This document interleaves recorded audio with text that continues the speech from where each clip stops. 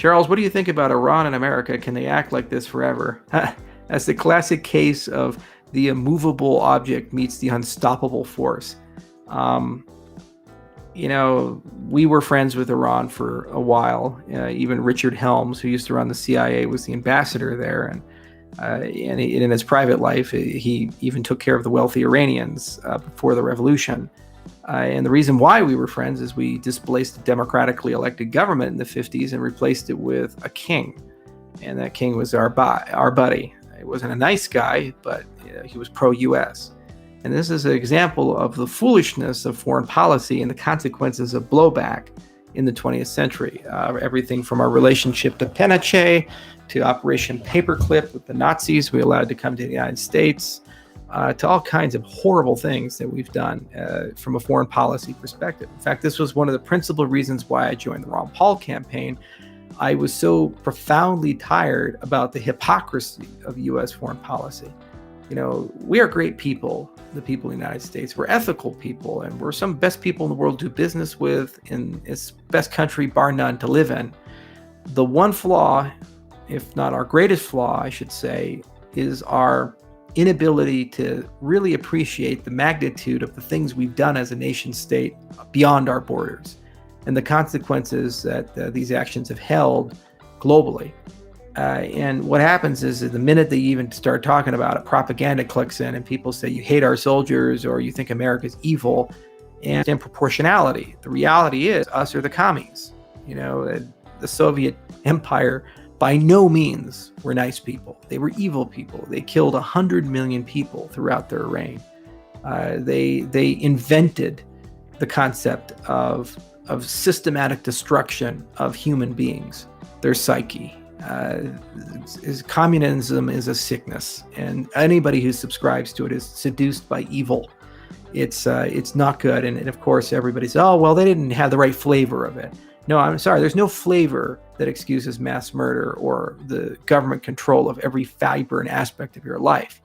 So in many ways, people thought that the ends justified the means, and so we looked at the world as a big chessboard, and the United States made decisions to do things that were, in a local sense, in a private sense, profoundly evil, because they believed that they were pushing for a greater good to eventually win a Cold War against an enemy that we could not directly attack because of nuclear warfare. So sensible reason decides to never talk about these things. They just talk about meaningless things about like who says we should inject Lysol or not, but we never actually talk about our relationship with the entire world. So Iran is no different in that respect. Here we have a regime that is also a bad regime. The Iranian government is evil because they oppress their people. They force a theocratic regime on people. They stone gay people. They do horrible things. And there is no excuse for the things that they do to their people. No one lives in freedom in Iran. The Iranian people are as tired of their government as we are, and we see every opportunity they get, they take to the streets and they protest, and they're trying very hard to get real meaningful political change, and they tend to get battered down time and again. So then there's an open question within the foreign policy circles of, well, do sanctions make sense? The Obama administration felt that perhaps through trade and perhaps through an embracing, we could gradually de-radicalize the government. And over time, the old guard would die off, and the new guard that came would not have the same political mandate to enforce tyranny. The more conservative elements feel that the only option is regime change, which has never really worked well for us, especially in Iraq and Afghanistan and other places. And so what you do is you put these regime in a pressure cooker and you get them to a point where they get very brittle, and then you wait for an opportunity to come and push the regime. For example, coronavirus is a great opportunity for that viewpoint to potentially create a decapitation strike. Key members of the government got ill and died. The government's credibility is broken. They can't get proper medical supplies, which creates incredible civil unrest in the government. And perhaps that can be leveraged and to let no crisis go to waste. It's a really fucked up way of thinking, but that's the nature of spycraft, and that's the nature of statecraft. You don't think of things in moral terms or ethical terms. You don't think about the tragedies people endure. You're asking, how does this create weakness? The very same people look at Russia and they look at Vladimir Putin's stability as leader of Russia, and they realize that he's a king when oil's $150 a barrel. When oil's $15 a barrel, his economy is not going to last very long, and then there's going to be a lot of long knives reaching for him, and his power base will rapidly deteriorate. The very same people look at Xi's prominence in China, and they realize that if we can turn the world against China as a consequence of their response to coronavirus, it could create a depression within China, which would dramatically weaken Xi's position, and the mandate of heaven will shift, and he'll be pushed out of power. The very same people are looking to Kim Jong-un. I've read reports that he had a heart surgery, and the doctor who performed the heart surgery had coronavirus and spread it to him, and he was ventilated or in a very serious condition. And that's why an elite Chinese team of doctors who happened to be connected to Wuhan went to North Korea.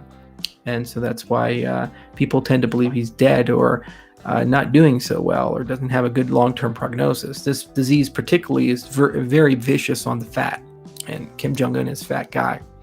So there's evil in the world, and no one has blood-free hands. Perhaps Switzerland does, because nobody cares to invade them, and they have decided to recuse themselves from the world. But they have different kinds of blood. There's more than a single bar of Nazi gold floating around that country. So the consequences are that you just have to look at things from a nuanced perspective and understand if your goal is perfection, then you're never going to find it. If your goal is purity, you're never going to find it. The Vatican Bank is just as corrupt as the rest of them. Even the nations that profess to speak for God, they don't speak so well about it. Instead, what you have to do is ask yourself, well, what kind of a world would you like to live in? And how should nations interact with each other, and how should people interact with each other? And when you choose liberty and freedom, and you choose peace and trade, generally things work out better for the most part, and people get along for the most part. But you have to have faith that people can be tolerant of each other and accept each other for who they are. And you have to have faith that people can ultimately set aside their worst impulses and embrace their better angels of their nature. The tools certainly help. The communication mediums certainly help. But bad incentives cause lots of problems. And that's the story of the 20th century in a nutshell. By the way, the 21st century is going to be no different. We are facing existential problems in a certain respect. The rise of AI, super concerning. People are criticizing Musk for his Twitter meltdown. I will remind you that he's one of the few people around who has the resources and the mindset to actually make meaningful progress on the strong AI problem of how do we avoid this thing from ending the human race? It's amazing that we don't really think in these terms. We ask ourselves, well, what will happen 10 generations from now, 20 generations from now when we release this technology? Let's say that coronavirus was not a manufactured disease. It's not inconceivable that the next one won't be an escape from a lab and be far, far worse. What if you mix some rabies in with your HIV, with your coronavirus? Would you like to catch that? I mean, look, we're entering an age where disengineering is possible.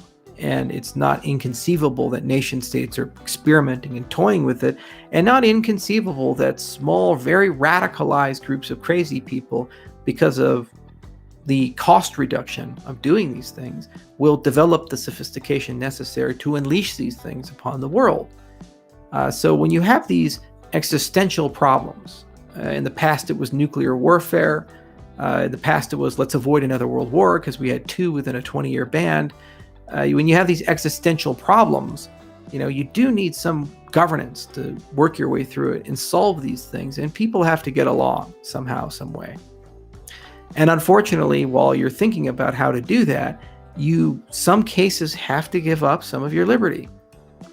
You have to accept that some of your personal freedoms may go away, or you have to accept that some people may have additional power over you. The point of our industry is to create tools that minimize that. A third option between total liberty and total tyranny, tyranny of necessity and liberty of morality, to a third option where you can keep your liberty, but you get the value as if you lived in a more controlled environment. That's the hope. And that's what we're chasing. That's why it's worth our life. It's worth our time to actually be here and have these conversations and think about these things. because we want to live in a world where we don't wake up one day and we live in a dystopia. We want to live in a world where somebody can't basically arbitrarily tell us that we have to stay in our home and can't leave, what job we can work, where our children get to go, what schools they get to go to, if any at all, just because of an arbitrary factor, and you can't change that. And if you complain about it, you get gulagged. It's certainly a huge issue, and this is why we do what we do. Looking at Iran and America, that's just a microcosm of a macrocosm of an even greater problem of how does the world order work, and how do we get the world order to work better for everybody, and how do we actually make sure that nation states are good to their people without resorting to the heavy hand of sanctions or spycraft or tradecraft that involves assassinations and coups and these types of things. And hopefully we get there, but it's going to take a lifetime of work.